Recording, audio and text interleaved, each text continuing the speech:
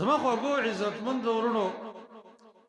دا یو جلیل القدر یو نیک انسان تیر شوی دی په نوم د ابراهیم ابن ادهم چې هغه د دنیا نه مینه او محبت دی بالکل پرې کړی او د الله سره تعلق او د الله د دین سره تعلق او د الله ښکلو بندګي کوله او هغه د دنیا نه بې رغبت او هغه نه پوښتنه وشوه ما ازهدک یا ابن ادهم اے ابراهیم ابن ادهم دا ته ولې د دنیا نه دومره بې رغبته شوې ولې د نیکو اعمالو طرف ته توجه شوه ولې د ګناهونو نه پرهېز شوې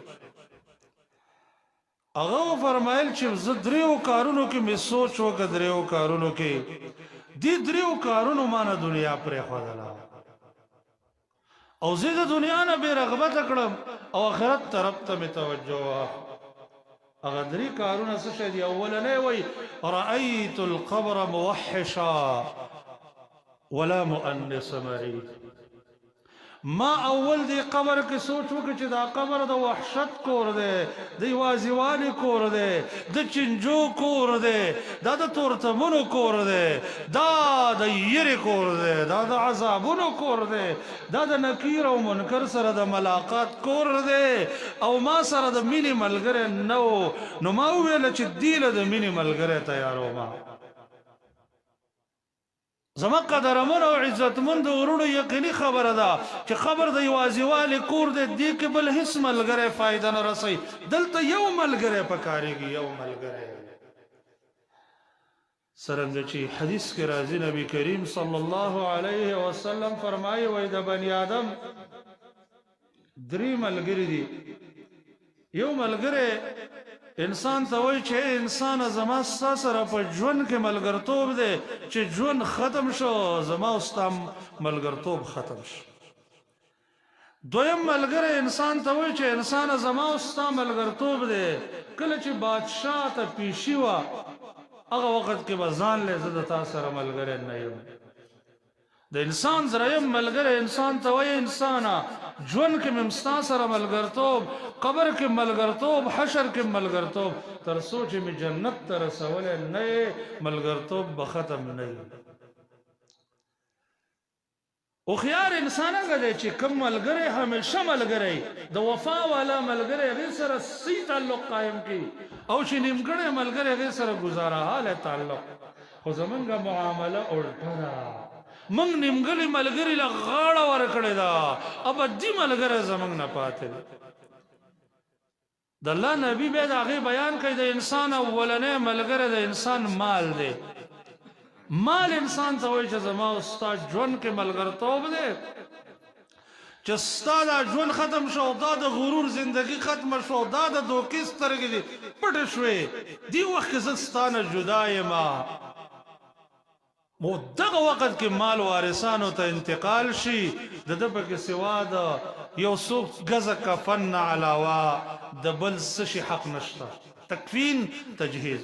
او په ثلث کې وصیت دی نور مال وارثانو ته پاتې دی او که قرض ورباندې هغه به ادا شي نو دا اولنی بې وفا ملګری دی چې په اول قدم کې ستا سره ملګرتوب پرېښودی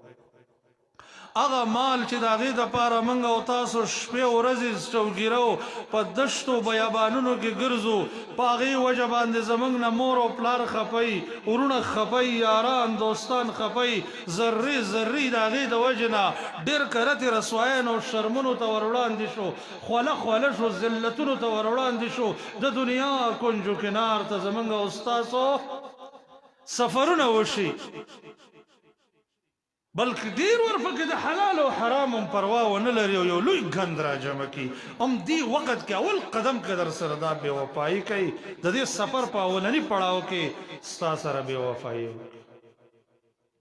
د انسان دویم ملګری د انسان قوم قبیله ده چې هغه تر قبره پورې انسان سره راټ شي قبر ته چې انسان ورسیږي هیڅ یو ورور د ورور سره قبر کې نه پریوځي هیڅ پلار د بچي سره نه وي هیڅ خاوند د بیبي سره نه وي هیڅ یار دوست هلته موجود نه وي هلته دریم ملګری دی صرف چې نیک عمل دی کله چې انسان سوال او جواب وکړو د دې دریم ملګري سره تعلق وي نو دی انسان لا په یو خوشبویه لباس په خوشخسته لباس خوشبویه حالات خسته مخمانه یو سړی راشي او ورته وایي ابشر بالذي يسرك انسان د خوشحالۍ زیری قبول کا دا انسان ورته وایي دا ستا مخ مبارک دی دا ته څومره ښکلی انسان وي چې ما ته دې دومره خوږ زیری راکړه دا ته څوک یې دی ورته وایي انا عملک الصالح زه ستا نیک عملم دنیا کې ستا زما سره تعلق و دلته به هم زما ستا سره تعلق وي څومره خوش قسمتي ده چې د دې د وحشت کور د ظلمت کور د ځانلوالې کور د تنهۍ کور د پاره خوږ ملګری تیار کړو نو دی وایي چې قبر د وحشت کور مال ملګري ته ضرورت دی ملګری نه و مال راځه ملګری تیار کړه د دنیا په خلکو څه کې چې مال هم دې پرېږدي قوم دې هم پرېږدي هر څه دې پرېږدي دلته ملګری تیارول پکار